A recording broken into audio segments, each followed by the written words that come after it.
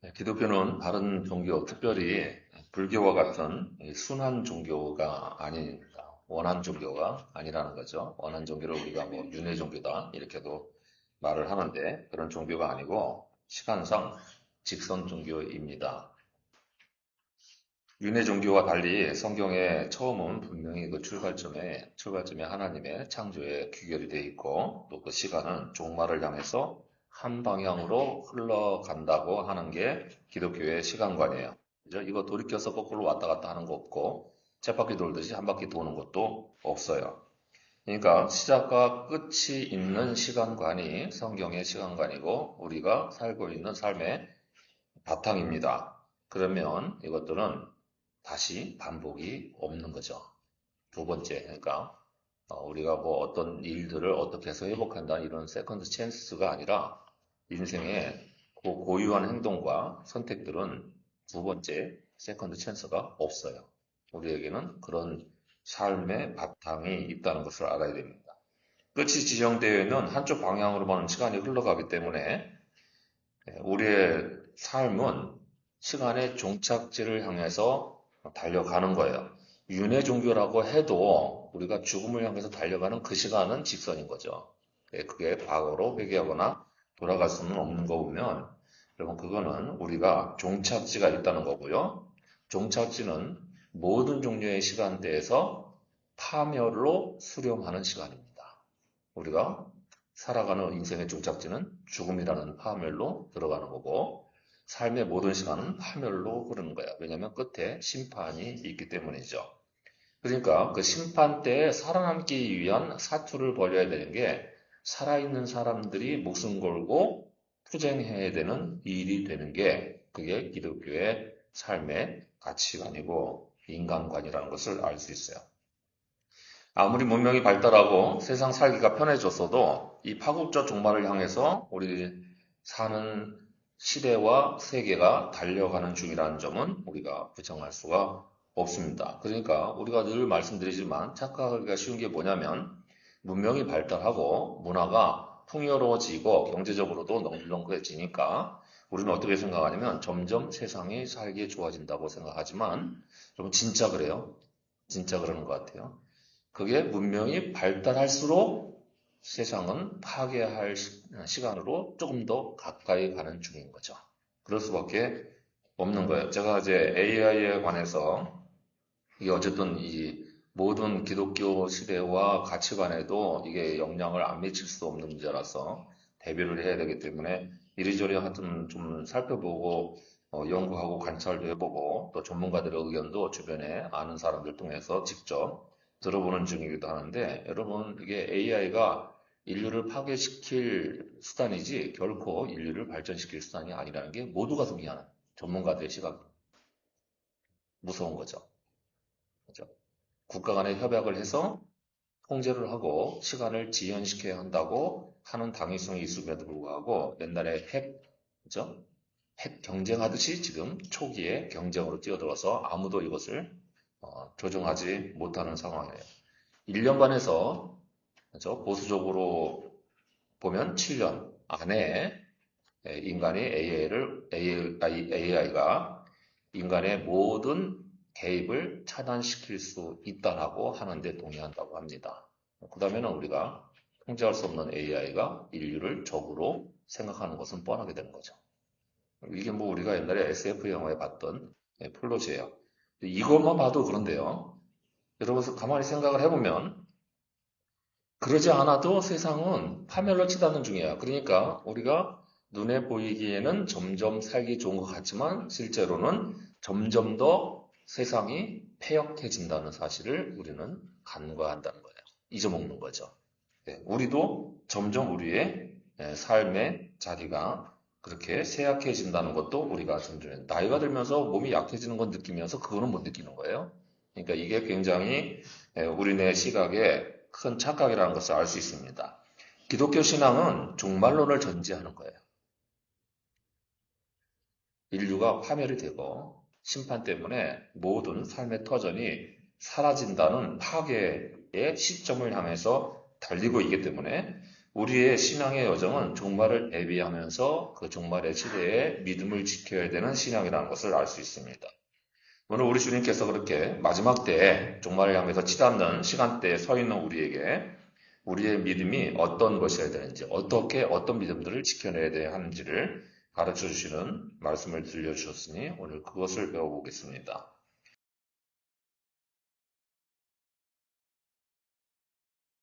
1절을 보시면 현재 예수님은 예루살렘에 입성하셔서 유월절을 앞둔 시간을 보내시는 중입니다. 이거 전에 말씀드렸듯이 지금 이제 분기가 바야흐로 일어나야 될 시점인 거예요. 그런 상황이에요. 이미 성전을 정화하시고 바리새인들과 쟁론을 또는 그들에게 저주와 화를 선포하시고 그리고 성전에서 가르치시다가 그 성전을 이제 나오시는 중입니다. 그런데 제자들이 예루살렘이 완전히 파괴돼서 다 사라지게 될 것이다. 소멸하게 될 거다 하는 또 그런 말씀을 들은 바이니 나오면서 이렇게 헤롯이 지어놓은 성전, 굉장히 휘황찬란하고 거대했던 규모가 막강했던 그 성전을 보면서 이렇게 가리켜 보이는 거죠. 주님 여기 이 성전인데요. 이러고 가리켜 보였다는 거죠. 그렇죠? 예루살렘이 황폐해지고 성전이 버려질 거라는 주님의 예고를 듣고 사람들이, 제자들이 믿겨지지가 않아서 이렇게 대단한 건물이 무너질 수 있겠어요? 라고 예수님께 무언의 반문을 던지는 거죠. 헤롯 성전의 돌들은 돌 한쪽의 변이 무려 10m 정도의 크기의 석재로 만들어진 거예요. 그러니까 여러분 여기서 10m, 저쪽에서 10m면 얼마나 되겠어요? 그렇죠? 이 정도 크기의 엄청나게 무거운 돌들을 쌓아서 뭐 무너뜨리려도 도무지 무너뜨릴 수 없는 뭐 이런 직사각형 돌로 성전을 세워놓고 그 자체로도 그렇게 웅장하고 거기다가 금으로 치장을 해서 성전을 지어놨으니까 그 돌들이 무너진다는 것 자체가 믿겨지지도 않았고요. 또 그들의 눈에는 이렇게 화려하고 웅장한 건물들이 그렇게 쉽게 버려질 것 같지가 않았던 거죠. 그런데 2절에서 예수님은 아예 이번에는 성전에 대해서 대놓고 말씀하십니다. 그들의 무언의 질문에 대해서 예수님이 주신 대답은 이런 거죠. 이 돌 위에 돌 하나도 안 남고 완전히 바닥에 헤어더미가 될 거라는 거예요. 당시 예루살렘 성전은 단순한 예배 장소가 아니라 이스라엘 신앙 그리고 이스라엘의 정체성에 총합이 모여 있는 자리 아닙니까? 그렇죠? 상징이에요. 이스라엘의 국민성, 종교성, 그들과 하나님과의 관계성을 대표적으로 모아놓은 총합이죠. 헤롯 대왕에 의해서 확장 재건된 이 성전은 그 웅장함과 화려함으로 로마 시대에서도 굉장히 손꼽히는 건축물로 알려져 있었고요. 그게 동시에 이스라엘의 안전과 견고함을 보장해주는 종교적 신물이라고 사람들은 여기고 있었던 거죠. 엄청나게 거대한 성전이 수도의 한복판에 딱 있으니 이거 있으면 뭐 나라가 어떻게 될 게 있겠냐 하는 생각을 했던 거예요. 하지만 주님의 말씀은 분명했고 예루살렘 성전에 대한 역사의 심판은 이미 우리가 아는 바대로 정말로 돌 위에 돌 하나도 남지 아니하고 폐허가 된 것을 알 수 있습니다. 따라서 예수님은 그렇게 껍데기 형식만 남은 종교생활의 본산지인 예루살렘 성전의 파괴를 예고하시면서 오늘날 우리에게도 이런 점을 들려주시는 거죠. 이게 그 당시 2000년 전에 들려진 말씀이나 오늘 우리에게 들려지는 말씀이나 그 역사성이, 현재성이 동일한 거예요. 무슨 얘기냐면 여전히 성전을 중심한 껍데기 종교생활만 있는 부패가 있으니 그 성전의 가치는 없다라는 거예요. 그렇죠? 성전 자체가 중요한 게 아니고 성전에 모여든 사람들의 믿음이 진실하고 참된 것이면 그 성전은 보존 가치가 있는데 그런데 그게 없으면 성전은 아무리 금으로 바르고 몇천억짜리 교회를 지어도 소용이 없다라고 하는 거죠. 그러므로 우리가 해야 될 거는 이 종교생활, 눈에 보이는 것들로 인한 종교생활의 부패로부터 참된 믿음을 지켜내는 일이 이 마지막 때에 제일 먼저 신경 써야 될 일입니다. 마지막 때에는 종교생활과 참믿음을 분별해내고 참믿음을 지키는 일에 힘을 써야 하는 거죠. 2절 예수님의 말씀은 공동 번역을 따르면 예루살렘 성전을 가리켜서 이렇게 말씀하셨다는 거예요. 저 모든 건물을 잘 봐둬라. 예루살렘 건물들은 본 성전이 있고 옆에 부속 건물도 화려하게 잔뜩 있었으니까 단지가 꽤나 컸단 말이야. 그러니까 저 건물들을 다 화려한 건물들을 잘 눈에 봐둬라 이렇게 말씀하신 거예요. 이게 무슨 얘기예요?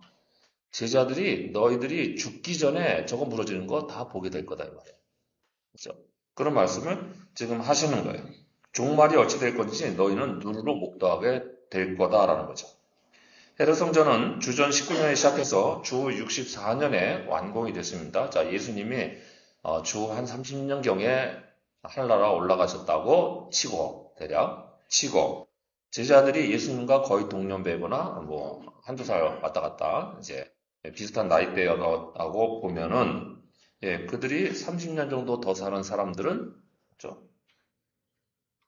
이 성전이 완공되는 것도 보게 된 거죠. 근데 문제는 지난번 말씀드린 것처럼 성전이 완공되고 6년 딱 이 땅의 시간이 흐른 다음에 7년 차인 주후 70년에 이 성전이 로마에 의해서 완전히 파괴됩니다. 여기까지 보았던 제자들이 몇이 남아있었죠.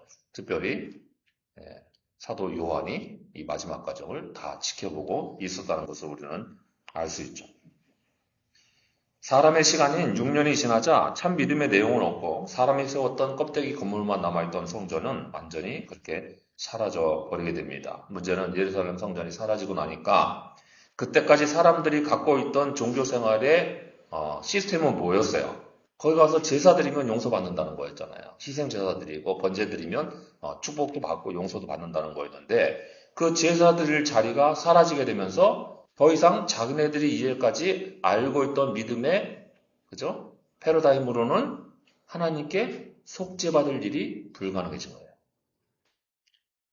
성전이 무너지는 거는 나라의 안녕과 보장만 무너지는 게 아니라 하나님과의 관계가 없어진다는 의미로 받아들일 수밖에 없었던 거죠. 왜냐하면 거기에 기대고 살았으니까요. 처음부터 주님과 영적으로 소통하고 그 내면의 진실함을 믿고 살았다고 한다면 성전이 무너졌어도 기도하면 된다는 걸 알았을 텐데요. 그렇게는 안 됐던 거죠. 결국 사람들은 자기네가 믿었던 종교생활 시스템이 더 이상 아무런 효력이 없게 될 수 있다는 것을 보게 된 것입니다. 제자들의 시도는 바로 이렇게 예루살렘 성전과 같이 눈에 보이는 곳에 고정이 되어 있었던 것입니다. 보이는 것에 집중하느라고 참된 마음과 영적인 교감은 없는 신앙생활. 이게 바로 종교생활이라는 거예요. 그렇죠? 참된 믿음은 눈에 보이는 것으로 채워지는 게 아닙니다. 여러분, 늘 말씀드리지만, 자, 예배 시간, 굉장히 중요한 시간이에요. 근데 이거 눈에 보이는 거죠? 눈에 보이는 예배 인도가 있고, 찬양이 있고, 설교와 말씀과 기도와 봉헌들이 있어요. 근데 여기에 여러분이 마음이 안 담기면 이거는 껍데기예요. 안 담기면 껍데기예요. 여러분이 이 시간에 집중하지 않으면 마음을 온 마음과 영혼을 집중하지 않으면 이 시간은 껍데기예요. 종교생활이라고 하는 거예요. 이거 가지고 여러분은 자기가 그리스도인이라고 말하는 거는 뻔뻔한 거죠. 완전히 뻔뻔한 거죠. 왜냐하면 뻔히 자기도 알아요. 내가 하나님과 영적인 교감이 있는지 없는지 본인은 충분히 알 수 있는데 나는 그래도 주일날 가서 한번 예배를 드렸으니까 그나마 정신 놓고 딴짓하고 돌면서도 예배 드리는 사람조차도 본인들은 어디다가 종교를 적으라고 그러면 뭐라고 적겠어요? 예, 그리스도인이라고 기독교라고 적을 거란 말이에요. 그렇죠? 예, 이미 진실하지 않은 거라는 걸 우리는 알아야 되죠. 종교생활은 우리 눈에 보이는 신앙생활은 있어요. 그런데 중심에 하나님과의 영적이며 인격적인 관계가, 교제가 제대로 안 갖추어진 것을 말합니다. 그러다 보니까 제사와 같은 오늘날로 말하면 예배와 같이 눈에 보이는 것을 하면 자신이 신앙생활을 하고 있다라고 착각하게 되는 거죠. 그러니 우리의 믿음의 기초와 동력이 어디서 채워지고 있는지를 잘 살펴보세요. 교회 건물에 눈이 돌아가고 숫자의 크기에 마음이 쏠리고 교회의 교육 시스템 또는 전반적인 봉사 시스템 이런 것들이 잘 되어 있는 것을 찾는 게 여러분 진짜 참 믿음이겠습니까? 종교생활은 자신의 눈에 보이는 것들에 대한 욕구를 채우는 거지 그래서 참된 믿음이 아닌 거예요. 하나님을 사랑하고 하나님을 위하여 살겠다라고 하는 내가 주님을 나의 주로 모시고 섬기겠다라고 하는 그런 마음이 없으면 여러분 이거는 주님이 나를 섬겨달라는 얘기를 하는 거잖아요. 그래서 내가 필요한 것만 주면 된다는 생각을 하는 거죠. 예수님은 마지막 때를 말하시기 전에 제자들의 눈에 보이는 것에 대한 눈에 보이는 것에 기초한 믿음을 흔들어 놓으시는 거야. 그거 껍데기잖아. 정말 중요한 게 뭔데? 성전이 없어지면 너는 하나님과 어떻게 관계를 맺고 살 거지? 라고 물으시는 겁니다.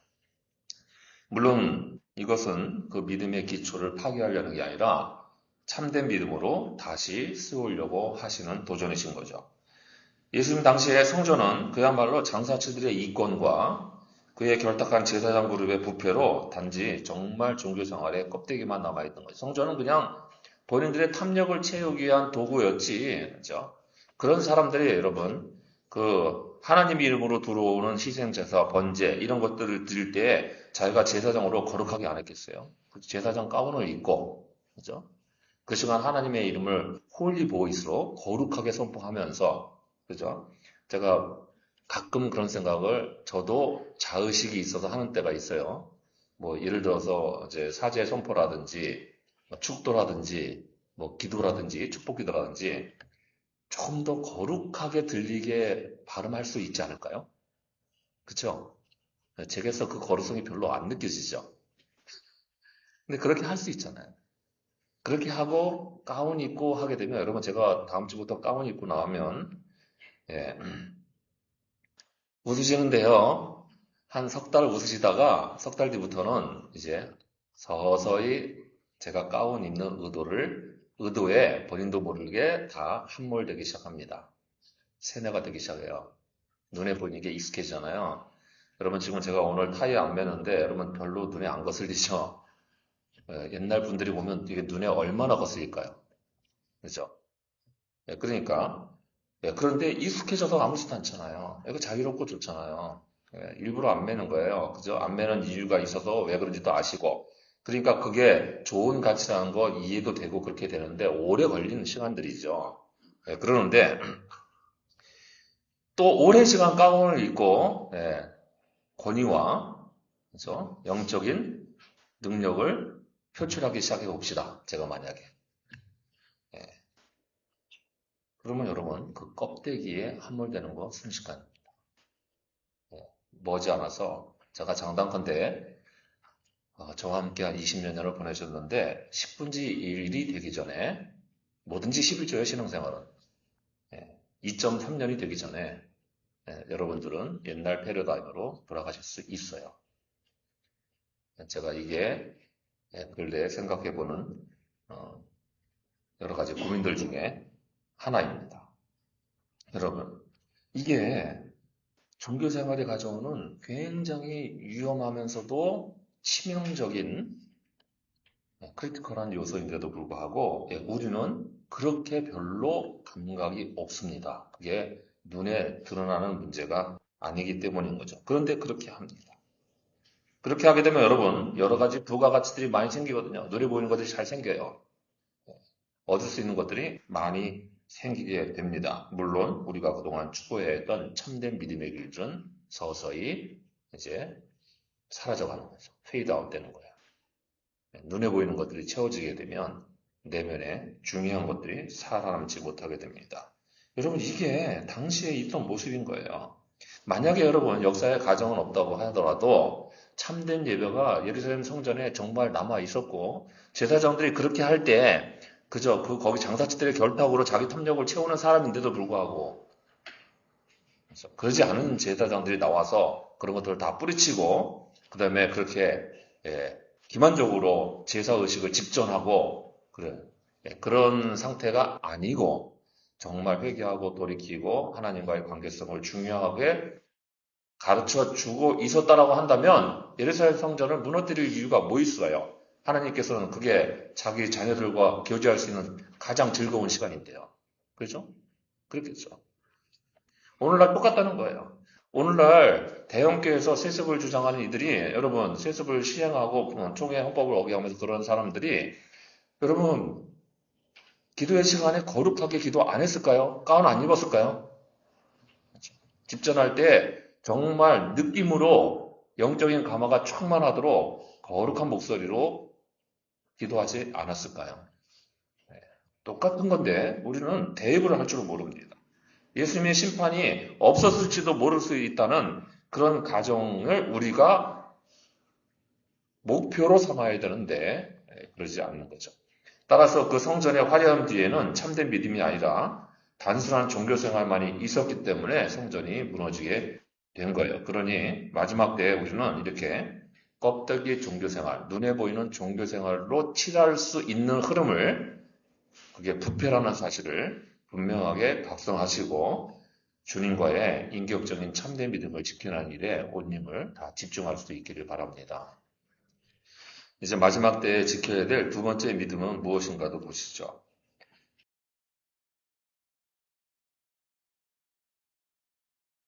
3절 보시면 예루살렘 성전 파괴에 대한 예고가 있은 후에 제자들은 그런 종말의 심판이 언제 일어나겠는지에 대해서 궁금해져서 주님께 여쭙니다. 그러면 정말 그렇게 된다면 그게 언제입니까? 여러분 다 알고 싶죠? 마지막 때 다 알고 싶죠? 주님이 오시는 재림의 시간 알고 싶지 않아요? 알면 얼마나 좋겠어요. 내가 준비하고 잘 대비하고 살 수 있을 것 같잖아요. 그렇죠? 그래서 궁금했는지, 어쨌든 궁금하잖아요. 그래서 주님께 여쭙습니다. 그래서 4절부터 마지막 때에 일어날 현상들을 주님이 말씀해 주시는데 그 내용들은 두 가지로 나뉘어져요. 오늘 본문의 말씀들은 일단 첫 번째 단계는, 앞에 단계는 실제로 주 66년에서 70년 사이의 기간 동안에 로마에 대항해서 일어났던 유대 전쟁의 참극상을 들려주는 말씀입니다. 실제로 정말 한 세대 후에 예수님이 하늘로 올라가신 지 한 세대 후에 정말 그대로 참담하게 이런 상황들이 일어나게 됩니다. 그 와중에 중요한 것은 이런 전쟁이 왜 일어나냐면 거짓 메시아가 나왔기 때문이에요. 내가 이제 메시아다. 한 세대 전에 예수라는 메시아가 왔는데 그거 다 실패하고 가짜였잖아. 이렇게 말을 하면서 뭐라고 얘기하냐면 나는 진짜 로마에 봉기해서 진짜로 로마로부터 해방을 일으키고 진짜로 군대를 봉기하고 일어났던 사람들이 나왔던 거죠. 그것 때문에 유대 전쟁이 일어나게 됐는데 그 전쟁을 진압하려고 로마가 들어오게 된 거예요. 그런데 이 부분, 이 거짓 메시아가 일어난 부분은 우리가 다음 주에 이 뒷부분을 이어서 강의할 때, 그럴 때 그 부분에 더 자세히 있기 때문에 거기서 듣게 됩니다. 또 본문에서 여러 사건이 있지만 어쨌든 그 1단계가 그 유대 전쟁 상황이고 그 다음에 6절 끝을 보면은 아직은 끝이 아니라고 그러잖아요. 6절 좀 보여주세요. 이렇게 돼도 아직은 끝은 아니라는 거예요. 그러니까 뒤로 7절 이후의 상황은 그보다 훨씬 더 뒷날의 상황입니다. 그럼 마지막 때의 시간에는 9절에 있는 내용이 굉장히 중요한데요. 마지막 때에는 예수님의 이름 때문에 미움을 받는 시간이 온다는 거예요. 그러니까 마지막 때가 되어 갈수록 믿음은 오히려 반대 상황에 부딪히게 된다는 거예요. 따라서 마지막 때에는 세상의 반대가 더 심해지고 그 반대 가운데서도 믿음을 지켜야 하는 일이 우리가 두 번째로 해야 될 지키는 일이에요. 그런 점에서 종말이 언제일지에 관한 질문에는 이미 오해가 섞여 있는 거죠. 제자들은 성전 파괴나 예수님의 재림이나 세상의 종말을 하나의 사건으로 다 연결해서 그거를 마지막 때의 한순간에 오는 걸로 착각을 했던 거예요. 그런데 예수님의 대답은 시점을 알려주기보다 태도를 알려주시는 거죠. 너희가 그때는 이제 하나님 많이 알고 있는 거고 아들도 모른다는 거예요. 예수님도 모르신다고 본인도 그렇게 강력하게 부정하신 거니까요. 그때를 살아가는 태도를, 자세를 어떻게 지녀야 되냐 그 말씀하시는 거예요. 왜냐하면 예수님이 이런 말씀하시는 것은 자신의 제자들이 앞으로 다가올 때 결국에는 믿음을 지켜서 피해 증언을 해야 되는 상황이 있었기 때문이죠. 순교를 해야 되는 상황이 있었던 거예요. 그때 배교할 건지 믿음을 지킬 건지를 결정해야 되기 때문에 미리 대비를 시켜주는 거죠. 9절에 환란에 넘겨주겠다는 것은 유대 당국자들의 재판을 받는 것을 말하고요. 그 다음에 너희를 죽이겠다는 것은 사형 집행권 아니면 로마 당국의 재판을 받는 걸 말해요. 거기서 결국 순교당하는 걸 말하죠. 그리고 모든 민족에게 미움을 받겠다는 것은 이방 나라들 앞에서도 박해를 받겠다고 하는 건데 그럼에도 불구하고 그 제자들은 그런 박해와 반대 상황 가운데서도 순교를 불사하고 예수님의 이름을 증언해야 하는 거죠. 내가 부정하지 않으려면 뭐라고 해야 돼요? 너 예수 안 믿는다고 말하면 살려줄게. 이러고 재판을 하게 되는데 그때 그래요. 나는 예수 믿는 사람입니다. 그건 안 되죠. 부정할 수 없습니다. 그러면 죽는 거죠. 그러니까 순교를 당한다는 건 예수의 이름을 피로 증언한다는 거예요. 그게 마지막 때의 일입니다. 그리고 그 마지막 때는 오늘날까지 이어지고 있습니다. 그럼에도 불구하고 아까 말씀드린 것처럼 역사의 시간이 흐를수록 우리는 더 살기 좋아진다고 착각하는 경우에 빠져들고 있죠. 실제로는 믿음의 순도가 더 떨어지는 거예요. 자, 오늘날은 그죠? 지금 이 시대는 우리가 평안의 시기를 살고 있으니까 뭐 옛날 6.25 때처럼 뭐 총칼 들고 와서 너 예수적인지 아닌지 물어보는 그런 시대는 아니잖아요. 뭐 지금은 우리가 살고 있는 때는 언제 그렇게 될지는 또 몰라도. 근데 그러니까 지금은 우리가 그런 것도 없고 내 목숨 내놓으라고 예수 믿는다고 목숨 내놓으라고 말하는 것도 없으니까 그러니까 무슨 반대 상황은 없다라고 생각하지만 여러분 실제로 그렇습니까? 그렇지 않습니다.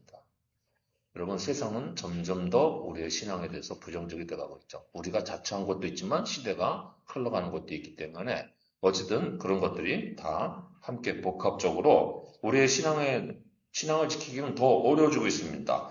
더 어려워지는 게요. 앞서 4절에서 보면 예수님이 그렇게 말씀하셨어요. 마지막 때에는 너희가 사람의 미혹을 받지 않도록 주의하라고 말씀하시지 않습니까? 미혹이기 때문에 오늘날은 더 신앙을 지키기가 힘들게 된 거예요. 여러분, 우리가 가만히 한 번만 돌이켜서 생각을 해보십시다. 우리 세대와 우리 후세대의 신앙의 깊이나 강도를 생각해 보세요. 우리가 20, 30대의 교회 안에서 살았던 모습하고 우리 자녀가 지금 교회에서 살고 있는 모습의 강도를 비교하면 이게 미안하지만 우리 젊은 청년 세대에 미안하지만 여러분 몇 곱절 차이가 난다고 봐야 돼요. 여러분, 우리는 그때에 기도원에 올라가서 철야하면서 밤새면서 기도했어요. 그렇죠? 지금 우리 청년들이 기도원에 올라가서 철야하면서 밤새는 청년들이 몇이 있을까요? 일단 단순한 표지로 구분해 봐도 벌써 차이가 납니다. 이게 뭐 청년들과 세대 간의 문제가 아니에요. 오늘날 모든 세대가 그렇게 돼가고 있죠. 그러면 우리 부모님 세대, 제 기준으로 저희 부모님 세대 어떻게 생각했을까요? 똑같이 생각했을까요? 얘네는 사경회를 무슨 하루 하고 마냐? 저녁만 하고 마느냐? 우리는 일주일 동안 교회에서 잤어. 이게 우리 부모님 세대예요. 여러분, 부흥회를 우리 우리 한국 교회 기록의 초대 기록들을 보면 부흥회를 어떻게 했느냐? 그래서 일주일을 했어요. 그럼 일주일에 어떻게 했느냐? 집에서 주먹밥을 싸가지고 와요. 일주일치를. 교회를 두고 와요. 그래서 자면서 일주일 내내 사경을 한 거예요. 하루 종일 성경 공부하고 기도하고 찬양하고 하루 종일. 그러니까 생업을 전폐하고 들어와서 사경을 했었다는 거예요. 그 세대가 우리 세대 보면은 그죠? 얘네들은 뭔가 믿음의 순도가 떨어졌어라고 생각할 수밖에 없을 거고 우리가 보면 또 우리 세대는 그렇게 돼가고 있는 거니 여러분 세대가 어떻게 올라가는 거예요? 믿음은 점점 더 순도가 떨어지는 중이죠. 이렇게 되는 거예요.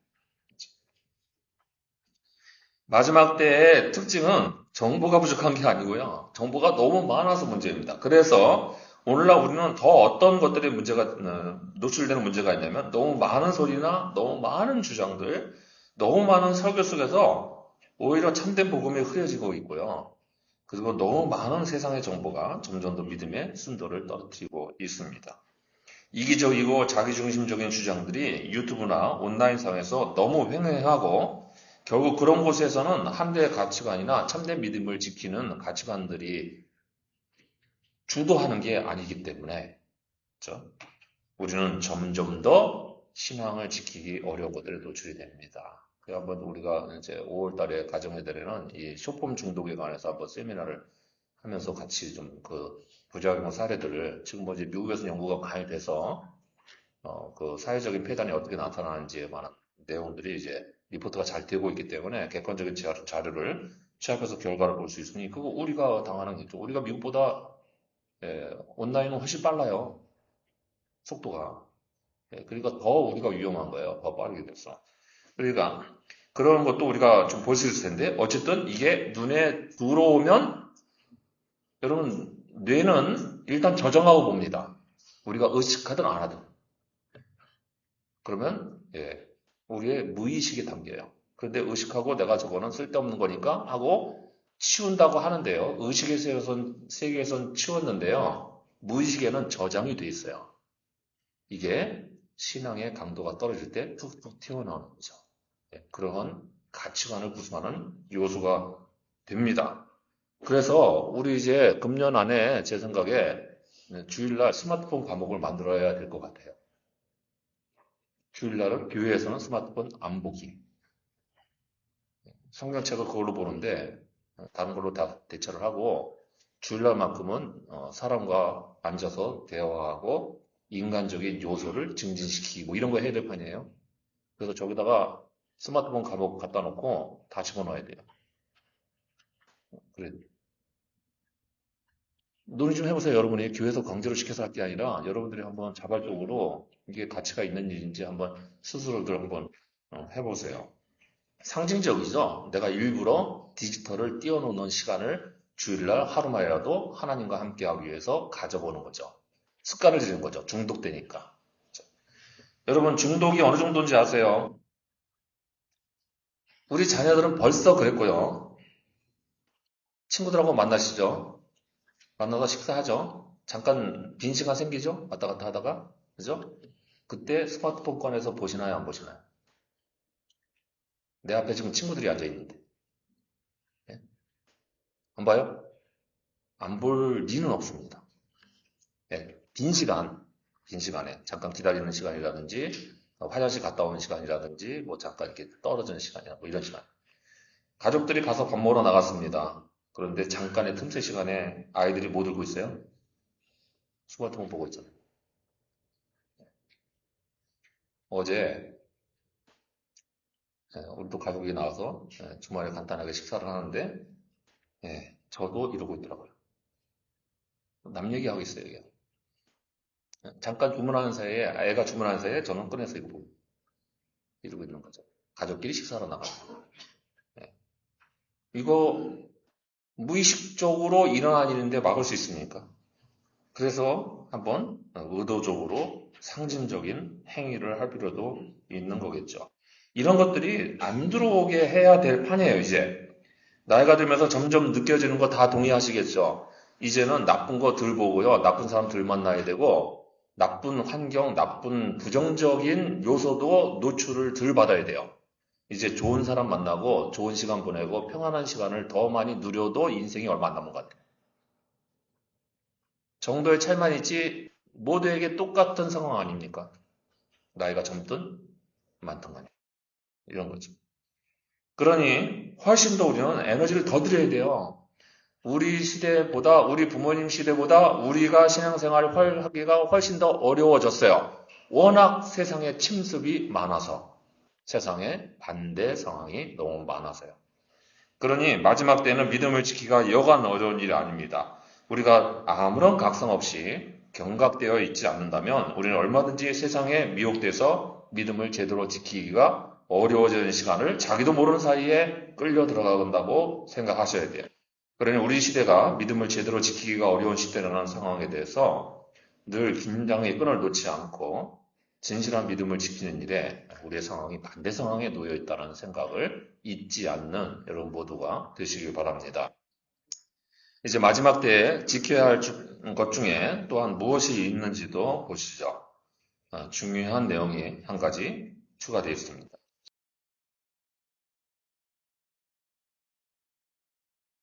10절을 보시면 그때 곧 마지막 때에는 그렇게 세상의 반대 때문에 많은 그리스도인들이 걸려 넘어지는 일이 생기고요. 결국 서로 잡아주고 미워하는 일까지 생겨난다는 경고가 들려집니다. 여러분, 이거는 세상 사람들에게 하시는 말씀이 아닌 거죠. 이거는 그리스도인들조차도 마지막 때는 믿음 생활에 문제가 생겨서요. 같은 그리스도인들끼리조차 분열하고 미워하는 일이 생겨난다는 거예요.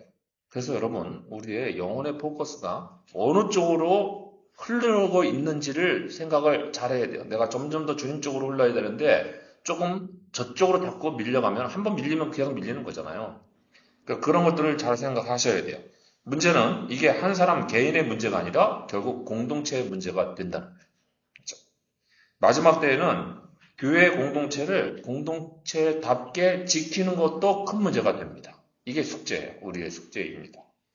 우리는 이 시대에 교회 공동체를 공동체답게 지키고 가꾸는 일에도 또한 집중을 해야 됩니다. 이거는 동시에 이루어지는 거죠. 내 개인적인 신앙을 정갈하게 다듬어야 하고 다듬는 것과 함께 공동체를 공동체답게 만드는 거죠. 관계성과 구조의 문제까지 실천을 하려고 해야 되는 거예요. 내가 주님과의 관계가 진실하다면 형제와의 관계도 진실하게 만들고 봉사하거나 교회를 운영하는 관계에서도 진실해져야 되는 거죠. 그래서 공동체를 공동체답게 지켜야 되는 일이 우리가 마지막 때 신경 써야 될 에너지를 투입해야 될 분야입니다. 이런 책임의식이 우리에게 있어야 되는 거예요. 오늘날 교회들이 부패하고 점점 더 세상에 불신을 쌓아가는 일들이 얼마나 많습니까? 그 과정에서 결국 그리스도인됨이 무엇이고 참된 교회되는 것이 무엇인가에 대한 고민들이 점점 더 사라지고 있는 것을 느끼게 됩니다. 그냥 자신의 탐욕을 채우고 자기의 하고 싶은 일들을 버리느라고 번영신앙이나 또는 세상적인 방식을 고집하면서 그것을 교회 운영에 대입을 하면서도 자신들은 신앙생활하는데 아무런 문제가 없는 것처럼 생각하는 거죠. 나 개인적으로 하나님과 깊이 기우제하고 잘 지내고 있는데 교회는 세상적인 방식으로 끌어가는 거예요. 세상적인 방식으로 숫자를 세고 결과를 중심적으로 운영을 하고 그 다음에 세상 하는 방식으로 맞아 뭐 사람을 잘라내고 옛날에 우리 IMF 때 어떻게 했습니까? 교회들이 모든 조직에서 구조조정을 한다고 교회도 교역자들 구조조정을 했습니다. 그러니까 당장 의식 있는 세상 사람들이 뭐라고 말하는지 아세요? 교회에 대해서 니네는 세상과 달리 니네가 먹여 살릴 사람이라도 먹여 살려야 되잖아. 예. 이러고 말을 했다고요. 이게 지금 누가 누구 걱정하는 거예요? 고양이가 쥐 걱정을 하고 있는 상황의 이야기를 우리가 듣고 창피해 했던 적이 있죠. 그럼 그게 맞아요. 교회도 세상적인 방식으로 그렇게 합니다. 그 교육자들은 교인 아니에요? 주님의 자녀 아니고? 그렇죠? 이게 뭐라고 생각하는 거예요? 기본적으로 직원으로 생각하는 거죠. 그냥 회사 직원으로. 교회 직원이 아니라. 이런 거죠. 이게 혼재되어 있는데 사람들이 모르는 거예요. 그렇죠? 한번 여러분에게 질문을 드려봅시다. 여러분 스스로의 생각은 본인이 무감각한 그리스도인과 좀 감각이 깨어있는 그리스도인 중에 어느 쪽이라고 생각하세요? 예? 그냥 뭐 대답을 하라는 게 아니고 내가 감각이 살아있는 그리스도인지 아닌지 제가 알려드릴게요. 여러분 이렇게 그냥 수치는 좋은 게 아닌데 자, 제로, 100 이렇게 됐으면 여기가 50% 아닐까요? 이쪽에서 이쪽으로 와 계세요. 제가 보증할 수 있습니다. 여러분들이 감각이 이렇게는 깨어 있습니다. 그런데 여기서 여기까지의 스펙트럼 중에 어디에 있냐 말이에요. 우리가 무감각한 분이 여전히 존재하죠. 이 50%에 51%에 가 있는 분은 49%의 무감각이 있는 거예요, 아직. 저도 마찬가지죠. 제가 100% 감각이 다 깨어 있는 게 아니겠죠. 그러니까 이런 점을 생각해 봐요. 또 반대로 이걸 이제 공동체적으로 보면 여러분 생각은 뭐가 먼저일까요? 무감각한 그리스도인과 무감각한 교회 중에 어느 쪽이 먼저일까요? 어느 쪽 때문에 어느 쪽이 결과를 낳는 것 같아요. 그렇죠? 이게 닭이 먼저냐 계란이 먼저냐 질문인 것 같지만 이건 나중에 생각해 보시고 두 개는 상호 영향을 준다는 거죠. 무감각한 그리스도인이 무감각한 교회를 만들고요. 무감각한 교회가 무감각한 그리스도인을 또 만들어내잖아요. 확대 재생산을 한단 말이에요. 그러니까 두 개를 다 신경 쓰셔야 돼요, 여러분. 여러분 개인의 신앙을 잘 지켜야 될 뿐만 아니라 공동체의 신앙을 바르고 정직하게도 지켜야 됩니다. 그것에도 신경을 써야 돼요. 그게 여러분이 각자 여러분의 자리에서 하는 거예요. 교회 일을 할 때나 예배 드릴 때나 국려 사역을 할 때나 중보기도 할 때나 찬양 사역을 할 때나 그렇죠? 모두가 관계성의 문제까지 생각을 해야 돼요. 그래서 우리가 평화의 도구라고 하는 거예요. 고백하고 가는 거예요, 금년에. 저걸 잘 이루어야 교회답죠. 그렇죠? 교회가 저 평안을 잘 이뤄냈을 때 진짜 평안 말이죠. 대충 하는 평안이 아니고 그래야 교회가 진짜로 감각이 있는 공동체로 살아나게 되는 거죠. 그러니 어느 경우도 간에 무섭고 두려운 것은 외적인 반대나 환란이 아니에요. 우리가 까짓 거 누군가가 예수 못 믿게 한다면 내가 그러면 내놓고 주님 선택하겠습니다. 할 수 있어요. 조금만 좀 신경 쓰면 할 수 있어요. 그렇죠? 기왕에 목사로 몇십 년을 살았는데 말이죠. 마지막에 그걸 다 날려버릴 수는 없잖아요. 그러니까 누가 죽이겠다 그러면 이건 살 만큼 다 살았고 형 환갑도 넘었어요 이제. 교회도 몇십 년을 잘 끌고 와서 문제없이 왔는데 한나라 가도 좋습니다. 죽이세요. 이렇게 말할 수 있습니다. 그러니까 주님 이름 부르고 가겠습니다. 가장 영광스러운 시간인데요. 할 수 있죠? 아직 안 돼요? 안 된다고요? 아직?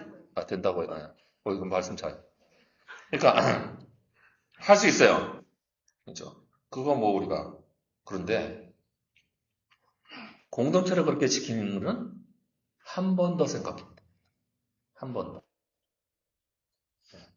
만나는 사람과 하는 모든 행사에 한 번 더 신경을 써야 되는 문제예요. 기술적으로 어렵습니다. 그렇죠? 그렇기 때문에 우리가 믿음을 잃어버리는 것뿐만 아니라 교회의 내적인 해체가 안 일어나도록 하는 일이 굉장히 중요한 일이고 이 일에 신경 많이 쓰셔야 돼요. 그래야 우리 모두가 다 우리의 믿음도 안전해지는 거예요. 개인의 믿음도 공동체가 안전해요. 그러므로 우리는 마지막 때에 일어날 공동체의 문제들을 되짚어 봐야 되는데 오늘 말씀이 뭘 방비를 하면 되는지까지 잘 들려주고 있는 거예요. 무엇보다 11절을 보면 그렇죠? 교회 공동체 문제점들을 주님이 다 열거를 해주셨단 말이에요 이미. 그러니까 그 열거된 항목을 방비를 하면 잘 지키는 거예요. 자 11절 보시면 이제 한 절씩 쭉 보십시다. 교회 내에서 거짓 선자가 많이 일어나서 사람을 미혹할 것이라 합니다. 교회 공동체성을 무너뜨리는 첫 번째 요소가 교회의 거짓 선지자, 거짓 지도자들이 일어나서 교회를 부패시킨다는 거예요. 말씀을 정직하고 정확하게 가르치는 게 아니라 세상의 이익과 영달을 따라서 가르치고 그렇게 설교하고 교회를 이끌어가는 지도자들이 많이 생겨난다는 거예요. 심지어 여러분 우리가 오늘날 볼 수 있는 거는 여러분 제가 정치 얘기는 절대로 특정하지 않는다는 걸 전제하셔야 돼요. 저는 황희정승과 같아요. 정치 문제에 관해서는. 저는 이쪽 저쪽 절대로 발 안 담글 거예요. 죽을 때까지, 하늘나라 갈 때까지 안 담글 거예요. 그러니까 저를 어느 쪽으로 가르지 마세요. 그런데 여러분 이거 문제 아니에요. 정치 이데올로기에 편승해서 설교하는 건 문제 아니에요. 그죠? 머릿속에 떠오르는 사람 생각하지 마세요. 관계 없이, 그죠? 그럼 교회가 이데올로기 설교하는 건데요. 이데올로기 설교하는 거는 선동가죠. 디마고그예요. 그죠? 그거는 교회가 아니잖아요. 교회 가르침이 변질되는 건데도 여전히 교회 이름을 걸고들 하잖아요. 왜 그래요? 저는 그렇게 말씀드리고 싶어요. 존중합니다. 하세요. 그것도 자기 신념인데 대신 교회 간판 떼고 목사 타이틀을 내려놓고 그러시면 되죠. 그죠? 교회를 교회답게 지키려고 한다면 이런 일들부터 제대로 세워야 되고요. 이건 단지 교회 지도자만이 문제가 아니고요. 그리스도인들도 분별을 해야 됩니다. 우리 교회 목사님이 그렇게 하신다 그러면 그거 좋다고 모여있으니까 그렇게 할 수 있는 거잖아요. 제가 나가가지고 어느 쪽 한 부대에 가서 가입을 했다고 합시다. 가입해가지고 뛰어다니고 있어요. 그런데 우리 교인들이 목사님 잘하십니다 하니까 하는 거지. 교인들이 목사님이 부패하셨네. 그럼 제가 할 수 있어요?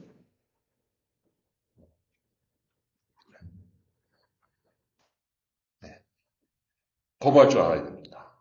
교회가 그렇게 하는 건 바르지 않습니다. 판단할 줄 알아야 돼요.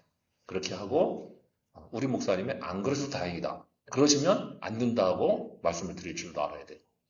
그게 맞는 거죠. 이렇게 하면 교회를 잘 지키겠죠. 다음으로 두 번째는 12절을 보시면 12절 보여주세요. 불법이 성할 거라고 합니다. 여기 불법이란 건 약간 굳이 오역이라고 하기는 그렇지만은 어쨌든 약간 좀 뉘앙스를 잘 못 담았어요. 이게 불법이라는 걸 우리가 법을 어긴다는 얘기잖아요. 근데 헬라란 말은 우리가 잘 알고 있는 사춘기 때 나오는 그 청소년 사춘기 때 현상을 뭐라 그래요? 네?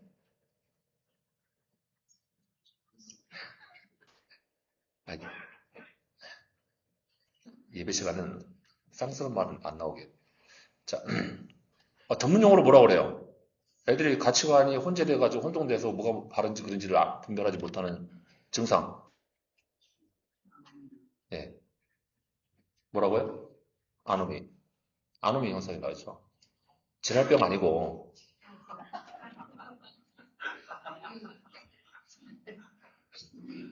그게 뭐야? 중인병 아니고, 아노미. 여기, 이 말이 헬라 말에서 왔는데요. 그, 아노미아라고 하는 말이에요. 아노미.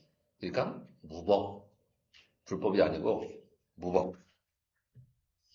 불법은 알고도 어기는 죄일 건데요. 더 무서운 건, 여러분, 아예 기준이 없는 무법이에요.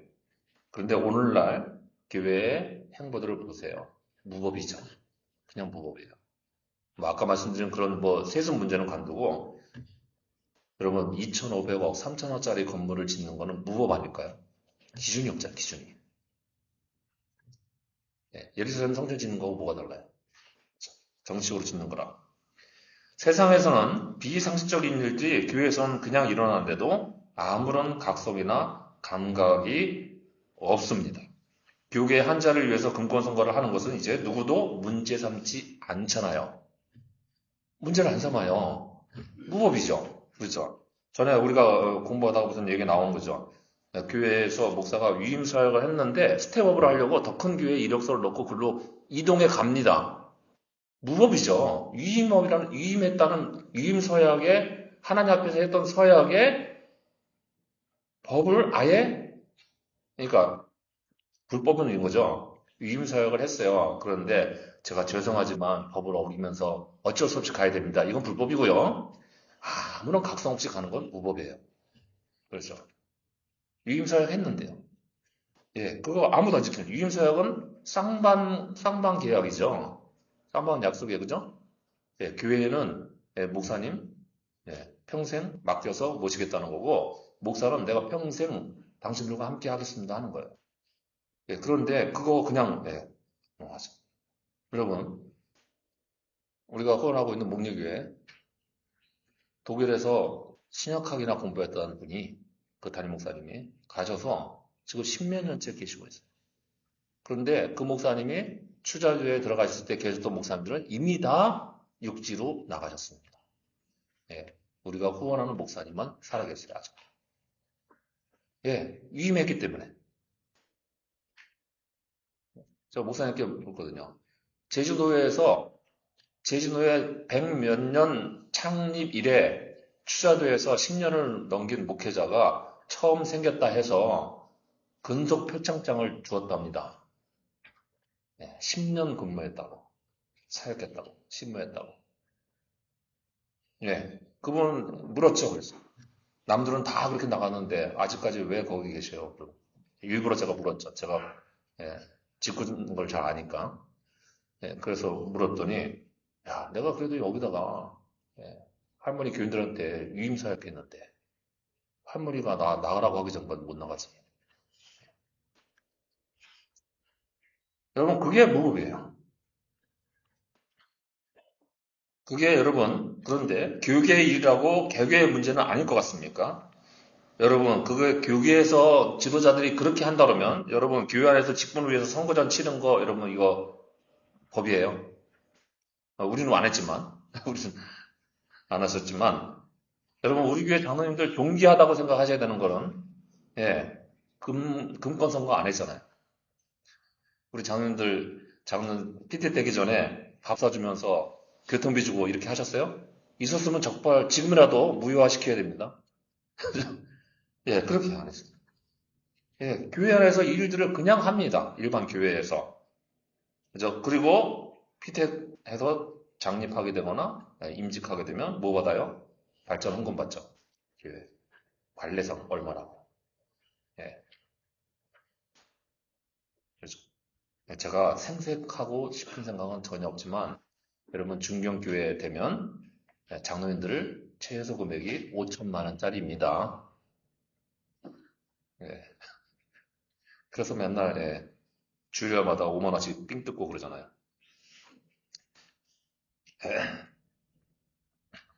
발전기금을 내라고 하는 교회나 내는 사람이나 금권 선거하는 사람들하고 다릅니까? 똑같죠? 예. 이건 비단 한 예시에 불과하고 교회가 정말 공동체성을 지키려고 한다면 말씀에 비추어서 잘못된 것을 가려낼 줄 압니다. 아, 이거 바른 거 아니네요. 여러분이 이거는 이제 안 놓치겠죠. 뭐 이런 것 정도는. 그렇죠. 그러니까 말씀 앞에서 바른 길이 무엇인지도 분별할 줄 알아야 우리가 교회를 교회답게 지켜냅니다. 그 사고와 가치관들이 모여서 교회를 건강하게 만드는 거예요. 거기에 함께 동의하고, 그죠? 하나님의 진실함을 담보하는 사람들이 모여야 교회가 아름다워지겠죠. 그 다음에 더 치명적이고 중요한 문제가 나옵니다. 많은 사람의 사랑이 식어질 거라고 합니다. 그야말로 자기밖에 모르는 교회가 생겨나죠. 그죠? 그리고 자기밖에 모르는 교인들도 생겨나면서 사랑 대신에 자기 입장과 주장밖에 모르는 이들이 생겨나면 그게 어떻게 교회를 교회됐다고 말을 하겠어요. 여기 식어지다라는 헬라 동사가 이게 재밌는 말인데요. 신약에 여기 한 번만 딱 사용되는 말인데 이게 여러분 숨을 내쉰다는 말하고 하는 거 있어요. 그 숨을 내셨는데요. 내가 막 숨을 이제 훅 하고 내셨어요. 그런데 앞에 있는 사람이 그 숨결을 드는데 숨결이 얼음장같이 차가운 거예요. 그 숨기운에 얼어붙게 된다는 게 여러분 이 말입니다. 여기 차갑게 된다는 게. 여러분 냉랭한 기운이 그냥 뼈까지 스며들게 상대방이 호흡을 내쉬는 거예요. 이 정도로 교회가 된대요. 여러분 그게 교회일 수 있습니까? 그래서 우리가 교회의 사랑이 더 충만해지도 하는 일에 힘을 쓰셔야 됩니다. 평안을 사이에 평안을 채우려고 해야 되고 그래서 우리가 예배 드릴 때 인사할 때도 요새 금년에 제가 뭐라 그래요? 어떻게 해야 된다고? 인사 어떻게 해야 한다고요? 뜨겁게 해요. 다시 한번 해보세요. 아까 밋밋하게 했잖아요. 인사 한번 해보세요. 옆에 있는 지체들이 얼마나 소중하고 주님의 사랑이 가득해야 되는지요. 그렇게 하세요. 인사하면서 사랑이 왔다 갔다 하는 거죠. 그죠? 마지막 때에는 교회를 공동체답게 지키는 일을 잘해야 됩니다. 그러면 13절 끝까지 견디는 자는 구원을 받게 된다 그랬는데 여러분 이게 가능해지게 됩니다. 교회 공동체 안에서 교회 공동체를 기초로 해서요. 그러면 우리가 그때 모든 천국 복음이 전파될 때까지 우리가 믿음을 지켜낼 수 있게 돼요. 우리의 마지막 때 정말 개인적인 종말부터 시작해서 우주적인 종말에 언제 온다 할지라도 그렇게 되죠. 그러면 거기에 우리가 증언을 할 수 있는 존재로 살아남게 됩니다. 여기 증언이란 말이 순교자라는 말과 똑같다고 헬라어 같은 말에서 왔다는 것은 여러분 이미 알고 계시잖아요. 그러니까 믿음을 잘 지켜내면 우리가 순교의 길을 가는 것과 같아요. 공동체를 잘 지키는 것도 그렇습니다.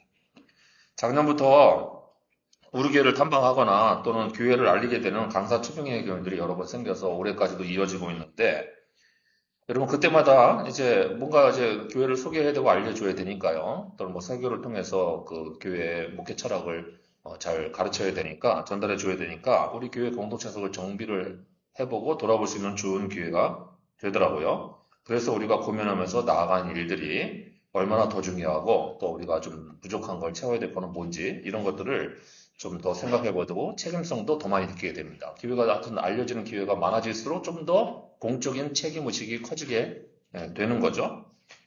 그런데 어쨌든 간에 이 작은 교회가 뭔가 그 정신과 가는 길들이 누군가에 영향을 미치고 그 사람들에게 긍정적인 효과를 줄 수 있다고 한다면 여러분 그게 우리가 증언하는 일이잖아요. 그죠? 하나님의 살아계심을 증언하는 거죠. 그 관계성을 증언하는 일이 되는 거죠. 우리 각자 마지막 때의 믿음을 잘 지켜내고 교회를 공동체답게 잘 지켜내는 일에 힘을 쓰셔서 세상에 대해서 우리의 믿음을 증언을 하고 예수 그리스도의 이름을 높일 수 있는 참된 마지막 때의 믿음들을 잘 지켜가는 우리 모두가 되시기를 바랍니다. 기도하겠습니다.